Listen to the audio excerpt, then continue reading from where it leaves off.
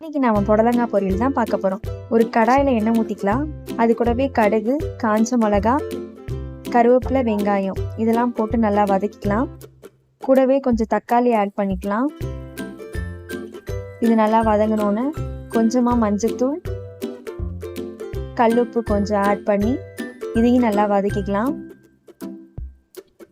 இது கூடவே நம்ம வாஷ் பண்ணி வச்சுருக்க புடலங்காயை ஆட் பண்ணிக்கலாம். இது நல்லா கிண்டி தேவையான அளவு தண்ணி ஊற்றி ஒரு 10 நிமிஷம் வேக விட்டுக்கலாம். இதுக்கு ஒரு மசாலா ரெடி பண்ணலாம். வேர்க்கடலை கொஞ்சம், மிளகா 1, 2 பூண்டு இதெல்லாம் போட்டு நல்லா வறுத்துட்டு மிக்சியில் கொஞ்சம் பொடியாக பவுடர் பண்ணி வச்சுக்கலாம். புடலங்காய் வெந்ததுக்கப்புறம் நம்ம பொடி பண்ணி வச்சுருக்க இந்த பவுடர், தேங்காய் திருவல் கொஞ்சம் ஆட் பண்ணி நல்லா கிண்டிக்கலாம். ஒரு 2 மினிட்ஸ் நம்ம மூடி வச்சு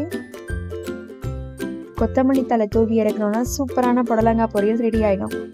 நம்ம சேனலை சப்ஸ்கிரைப் பண்ணாதவங்க சப்ஸ்கிரைப் பண்ணிக்கோங்க. தேங்க்யூ.